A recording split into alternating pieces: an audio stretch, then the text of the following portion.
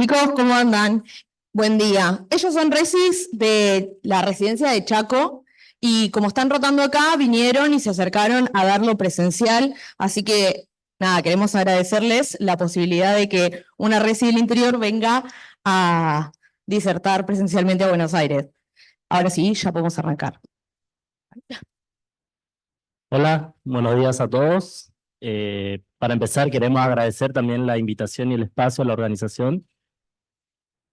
Y bueno, nosotros, como bien dijo la compañera, somos residentes de la Residencia en Bioquímica Clínica de la provincia del Chaco. Tenemos dos sedes, nosotros venimos de la sede de Resistencia. Yo vengo acompañado de mis dos amigas y colegas, la bioquímica Uber Yamila y la bioquímica Zaragoza Laura. Nuestro Ateneo, vamos a dar un Ateneo y el tema que vamos a tocar es la deficiencia familiar de glucocorticoides y preparamos este Ateneo y lo llamamos la herencia que ocultan las comunidades de la región chaqueña. Dentro de los contenidos que vamos a tratar el día de hoy, primero que nada vamos a hacer un breve repaso del eje adrenal, luego del rol que tiene el laboratorio en las insuficiencias suprarrenales, hablar un poco de las condiciones preanalíticas, las condiciones de las muestras y qué muestras se analizan. Posteriormente, mi compañera, la bioquímica Uber, va a presentar un caso clínico y va a definir y comentar un poco más sobre la deficiencia familiar de glucocorticoides. Y por último, la bioquímica Zaragoza Laura nos va a comentar un poco sobre cómo se llega al diagnóstico, el tratamiento y una particularidad que presentan las comunidades originarias de la región chaqueña. Entonces, como bien sabemos, el protagonista en el eje hipotálamo, hipófisis, glándulas suprarrenales es el cortisol. El cortisol es una hormona que se sintetiza por estímulos principalmente externos estresores, ya sean estresores físicos, químicos o emocionales, y por el ritmo circadiano o de vigilias, sueño-vigilia, perdón. Entonces, frente a estos estímulos, las células del núcleo paraventricular del hipotálamo van a sintetizar y secretar la hormona liberadora de corticotrofina, que viaja hacia la hipófisis, donde se une a sus receptores que se encuentran en las células corticotrofas y secretan un precursor primero que se denomina propiomilanocortina, a partir del cual se va a generar la ACTH, que va a viajar y se va a unir a sus receptores en la zona fascicular de la corteza suprarrenal para estimular la síntesis y secreción de cortisol. El cortisol como principal función tiene es la de ser hiperglucemiante. Entonces va a tener células receptores en la mayoría de los tejidos, pero principalmente en el hígado, donde va a estimular la glucogenólisis, la gluconeogénesis a partir de aminoácidos y ácidos grasos y glicerol. Es decir, que también actúa sobre el tejido muscular y sobre el tejido adiposo. Sobre el tejido muscular va a inhibir la síntesis de proteínas, va a estimular la proteólisis, y sobre el tejido adiposo estimula la lipólisis y, entre otras funciones, digamos, esa sería la principal función. Pero también tiene otras funciones como ser inmunoregulador a concentraciones fisiológicas, también participa o regula el crecimiento óseo, etc. Bien, ¿cómo se regula este eje una vez que el cortisol cumple sus funciones? Cuando el cortisol alcanza concentraciones fisiológicas altas, lo que va a hacer es inhibir tanto a nivel del hipotálamo y la hipófisis la síntesis y secreción de hormona liberadora de corticotrofinas y de la ACTH. En las insuficiencias suprarrenales, particularmente en la primaria, donde el problema está en las glándulas suprarrenales, hay un déficit o una baja capacidad de producir cortisol, por lo que este mecanismo de autorregulación no puede cumplirse. Entonces vamos a tener un aumento de ACTH y hormona liberadora de corticotrofina. Entonces, en la insuficiencia suprarrenal primaria, vamos a encontrar este perfil hormonal, donde vamos a tener un cortisol bajo generalmente y una ACTH elevada. Entonces, ¿cuál es el rol del laboratorio en la insuficiencia suprarrenales?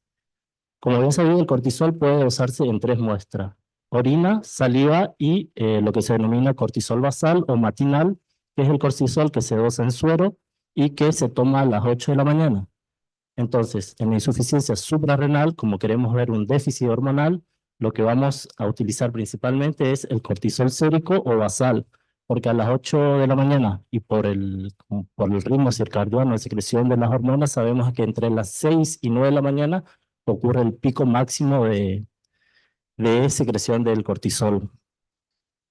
El dosaje de cortisol por sí solo no nos brinda mucha información y siempre tiene que ir acompañado por la medición de ACTH plasmática. Y cuando los resultados de los valores de estas dos hormonas en las muestras no son concluyentes, lo que se hace o se recurre a lo que se llaman pruebas funcionales dinámicas. Entonces, ¿qué es el cortisol matinal? Como bien dije, es el cortisol que se dosa en suero, se toma a las 8 de la mañana. Como condiciones analíticas, el paciente debe concurrir en ayuno, debe asistir media hora antes para relajarse, no pasar ningún tipo de estrés, porque las situaciones estresantes obviamente estimulan la secreción de cortisol y alteran los resultados, y el cortisol se dosa en suero. También entre las preguntas que debemos hacerle al paciente o a la madre del paciente, en este caso porque es un paciente pediátrico, es si el niño recibió algún tratamiento con cortisol o hidrocortisona u otros. El método con el que dosamos hormonas en el hospital pediátrico de la ciudad de Resistencia es el Cobacin-1000. Se lo hace en el módulo G601, se hace por electroquimioluminiscencia, y en el caso del cortisol es un método competitivo. Es decir que la concentración es inversamente proporcional a la señal generada por el equipo. Los rangos de referencia utilizados, digamos, son los rangos de referencia de la bibliografía y van de entre 6 a 19,4. Según el fabricante del equipo, digamos, no se no se producirían interferencias, ya sea por ictericia, hemólisis, lipemia, ni la presencia de biotina a las concentraciones que ellos especifican. Y como bien dije, pacientes tratados con corticoides se debe tener en cuenta a la hora de interpretar los resultados. El dosaje ACTH, las condiciones preanalíticas para el paciente son las mismas, pero la muestra que se usa es plasma anticoagulado con EPTA, diotripotásico. La muestra debe procesarse en frío, se separa inmediatamente en centrífuga refrigerada y se debe procesar inmediatamente o puede almacenarse hasta 4 semanas a menos 20 grados. El método analítico del equipo es el mismo, cambia que acá es un método no competitivo, digamos. Las interferencias que el fabricante dice, o las concentraciones a las que no hay interferencia por hemólisis, ictericia o lipólisis, son estas de acá. Y el fabricante refiere que el equipo dosa o el fragmento intacto de la AZH139. También refiere que puede haber interferencias que den valores disminuidos por fragmento 1039, el CLIP que es el 1839, y pacientes bajo tratamiento con AZH124 directamente no deben dosarse. Como bien dije, la prueba de estímulos solamente se hacen cuando hay resultados no concluyentes. Para más o menos comentar un poco nomás, se puede hacer estímulo con ACTH, es decir, se suministra ACTH y se mide el cortisol si aumentó o no en suero. El gol estándar es la hipoglucemia inducida por insulina. Este método solamente se realiza bajo condiciones de estricto control médico.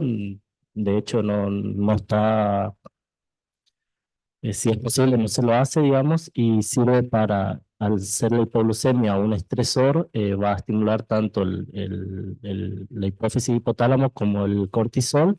Entonces se mide el cortisol y la ACTH y se ve. Sirve para diferenciar si es una insuficiencia suprarrenal primaria o secundaria. Y la prueba de metidirapona, que lo que hace es inhibir la síntesis de cortisol y por ende deberíamos encontrar aumentada la ACTH y de esa forma ver también si el problema no está en el hipotálamo.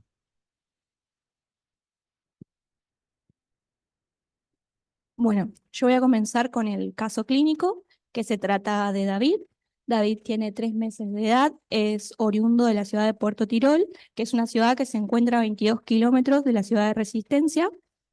Su mamá consulta en el hospital de Fontana por presentar con 5 días de evolución tos, rinorrea, agitación, sensación de cuerpo caliente, donde se constata que al ingreso presenta una dificultad respiratoria, por lo que se indica salbutamol e hidrocortisona, y debido a que evoluciona con mayor agitación, ese mismo día, el 13 de noviembre, se decide derivar a David al Hospital Pediátrico Avelino Castellán, donde al ingreso en el examen físico se observa una deficiencia respiratoria moderada por presentar rales crepitantes bilaterales, disminución de la entrada de aire, tiraje generalizado y se encontraba hipoxémico, una temperatura de 36,6 grados, un Glasgow 15 de 15, y característicamente se observa hiperpigmentación generalizada de la piel y de las mucosas.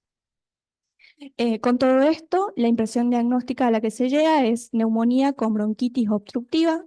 Se decide descartar TBC porque presentaba una abuela con diagnóstico de tuberculosis, aunque la mamá negaba el contacto del niño con esta abuela, y sospecha de hiperplasia suprarrenal congénita por la hiperpigmentación que se observaba. Entonces se decide hacer una interconsulta con endocrinología. Se deciden realizar estudios, dentro de ellos el laboratorio con estado ácido base y ionograma, evaluación del eje con adrenal con cortisol basal y ACTH, orina completa, hemocultivo, urocultivo, panel virológico, y se indica radiografía.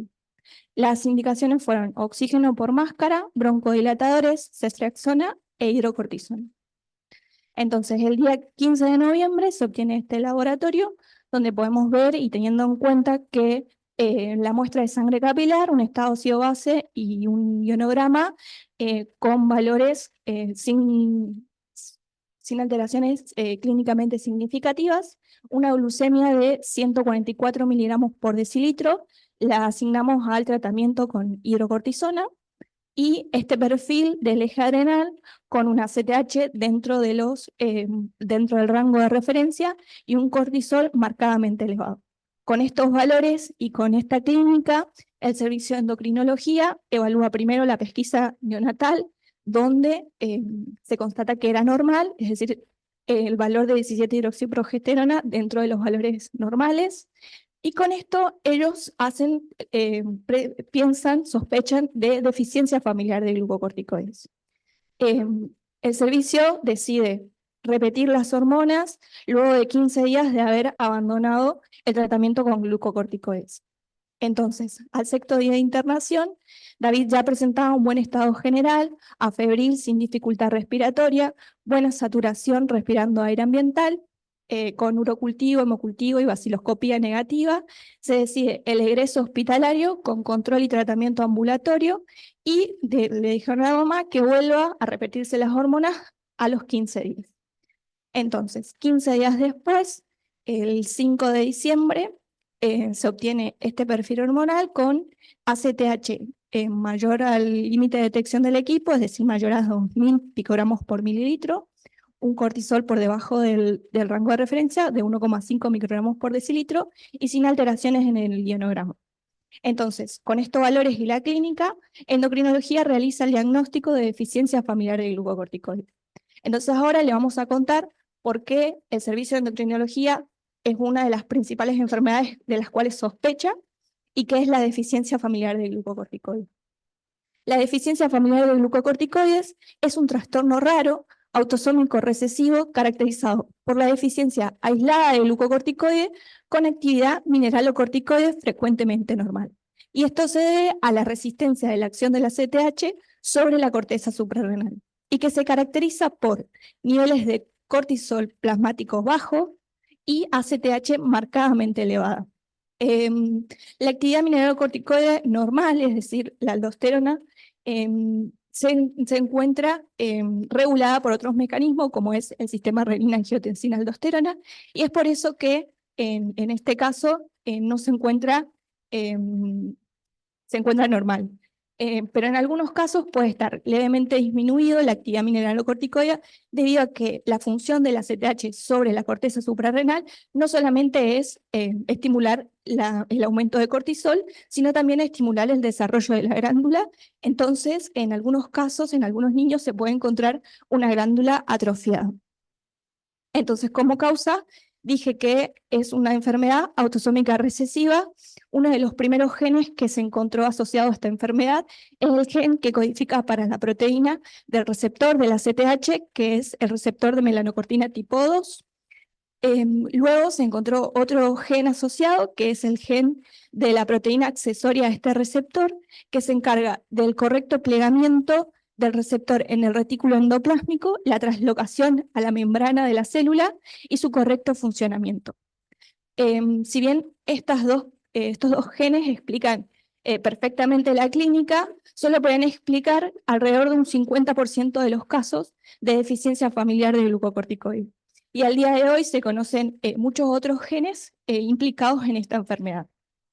Entonces, en cuanto a la clínica, típicamente se presentan desde el periodo neonatal hasta niños pediátricos de edad avanzada, que se caracterizan por hiperpigmentación de la piel y de las mucosas, episodios recurrentes de leucemia, infecciones reiteradas y se asocian a una talla más alta. En cuanto a la hiperpigmentación de la piel, recordando que la ACTH está compuesta en sus primeros 13 aminoácidos por la hormona melanocito estimulante, si bien tiene una baja afinidad por el receptor de melanocortina tipo 1, que se encuentra en los melanocitos de la piel y que regula la pigmentación, al estar en altas concentraciones puede llegar a estimular y produciendo así la hiperpigmentación. Entonces pudo corroborar, digamos, en un niño turco que tenía el receptor de melanocortina tipo 1 mutado, que se asocia a niños pelirrojos y de tez blanca, y que además presentaba deficiencia familiar de glucocorticoides, es decir, el receptor de ACTH mutado también, y no presentaba la hiperpigmentación característica. En cuanto a los episodios recurrentes de hipoglucemia, es porque, como dijo mi compañero, es una hormona hiperglucemiante. Las infecciones reiteradas hacen referencia a la capacidad del cortisol de modular el sistema inmune, y la talla alta se asocia a las elevadas concentraciones de ACTH, debido a que tanto en hueso como en cartílago existen otros receptores de melanocortina que la ACTH es capaz de estimular y aumentar el desarrollo lineal de estos niños. Bueno, para hablar del diagnóstico, es importante tener en cuenta que ante una clínica debemos evaluar los antecedentes y recurrir a los estudios complementarios ante una sospecha diagnóstica. En el caso de una insuficiencia adrenal, lo que se evalúa en primer lugar es el cortisol y la ACTH. El cortisol se mide, como había dicho mi compañero, el matutino, y si me da valores mayores a 18 microgramos por decilitro, vamos a descartar una insuficiencia adrenal. Ahora, si tengo valores menores a 3 microgramos por decilitro, vamos a estar ante una insuficiencia adrenal. En valores intermedios vamos a recurrir al test de estímulo de ACTH. Y finalmente vamos a evaluar la ACTH, donde una ACTH elevada me confirmaría una insuficiencia primaria. Una ACTH normal o baja me indicaría que estamos ante una insuficiencia secundaria o terciaria. Entonces vamos a tener un perfil de cortisol bajo y ACTH elevada, vamos a estar ante esta insuficiencia primaria, ¿verdad? Entonces, para evaluar de manera diferencial qué tipo de insuficiencia adrenal primaria es, tenemos que tener en cuenta la edad del paciente. En lactantes y niños seleccionados, como había dicho mi compañera, vamos a tener en cuenta la pesquisa neonatal, donde una elevada de 17-hidroxiprogesterona me va a estar hablando de una hiperplasia suprarrenal congénita, y sin embargo, si la tenemos normal, vamos a estar ante otras etiologías. Si tenemos niños mayores de 6 meses, vamos a pensar principalmente en la etiología más frecuente, que es autoinmune. Entonces lo que se realiza es el dosaje de anticuerpos de 21-hidroxilasa. Si estos anticuerpos me dan positivo, confirmamos una insuficiencia adrenal autoinmune. De darme negativo, lo que vamos a pensar es justamente en otras etiologías, ¿sí? Para nosotros seguir evaluando nuestro eje hormonal, vamos a tener un cortisol disminuido, una ACTH elevada y recordemos que el eje mineralocorticoide va a estar normal. Entonces, lo que podemos decir ante este perfil hormonal es que tenemos una deficiencia aislada de glucocorticoides. ¿Cuándo vamos a pensar en una deficiencia familiar de glucocorticoides? Cuando tengamos características particulares que van a ser, por ejemplo, talla alta, ausencia de adrenarca, CTH muy elevada, en plasma, hiperpigmentación o leve pérdida salina. Esto sin ningún otro hallazgo que se los denomina hallazgo negativo, como por ejemplo la ausencia de genitales o ausencia de alacrima, que es la dificultad para producir lágrimas, o alacasia, que es una dificultad a nivel estomacal para digerir los alimentos y los líquidos. Esas son las principales particularidades que hay que tener en cuenta para justamente diferenciarnos de lo que sería lo más frecuente, una hiperplasia suprarrenal congénita o, por ejemplo, un síndrome de Al-Grover, que son las etiologías más frecuentes. Finalmente, lo que serían las pruebas confirmatorias de una deficiencia familiar de glucocorticoides van a ser justamente las mutaciones para determinar si es de tipo 1, de tipo 2 o si se trata de otro tipo de deficiencia familiar con otros genes asociados. Bueno, en cuanto al tratamiento y seguimiento, el tratamiento va a ser el reemplazo de los glucocorticoides, principalmente con hidrocortisona, que en niños la dosis es 10 miligramos por día, con 5 miligramos a la mañana, 2,5 miligramos por la tarde y por la noche, tratando de simular lo que es el ritmo circadiano. Y bueno, el seguimiento es principalmente clínico, evaluando el desarrollo y crecimiento del niño, y bioquímico se lo hace a través de la determinación de ACTH plasmática, que tiene la característica de que nunca llega a sus valores normales nuevamente. Entonces, volviendo al caso clínico, David, el tratamiento fue hidrocortisona 10 miligramos. Se le da a la mamá pautas de alarmas como fiebre, vómitos, diarreas, debido a que son situaciones de estrés en las que se requiere mayor dosis de hidrocortisona y que debe recurrir al centro de atención más cercano. Y bueno, el plan de seguimiento es el control con el pediatra de cabecera y con el servicio de endocrinología del hospital pediátrico. Estos son los valores de ACTH plasmática de David en 3 o 4 años. Y como vemos, siempre se obtienen valores de ACTH mayor a 100 picogramos por mililitro. Según la bibliografía, lo que no se explica muy bien, pero se cree que es debido a que la ACTH tiene una retroacción corta negativa desde la hipófisis al hipotálamo, y debido a que los receptores están mutados, no puede ejercer esta acción. Entonces, continuando con el caso clínico, teniendo en cuenta los antecedentes de David, podemos asumir que sus padres, al ser esta una enfermedad autosómica recesiva, son portadores de la mutación. Y David tiene dos hermanos mayores que no presentan la enfermedad, por lo cual se puede asumir que si bien pueden ser portadores o ser homocigotas para el alelo no mutado. Después se encuentra David, que ha presentado la enfermedad, y por último tuvo un hermano, el cual también presenta la enfermedad. Lo importante también a tener en cuenta en sus antecedentes familiares es que pertenece a la comunidad COM, lo cual en el Chaco es importante porque esto nos hace llegar con más rapidez al diagnóstico. ¿Cómo explicamos esto? debido a la situación actual de las comunidades de la región chaqueña ante esta enfermedad. En la provincia del Chaco existen comunidades cerradas, como por ejemplo son Huichi y Cuom, las cuales se han reportado hasta el día de hoy 14 casos de pacientes que pertenecen a estas comunidades. Esto es un mapa de 10 casos, por ejemplo, donde 7 pertenecían a la comunidad Cuom y 2 a la comunidad Huichi.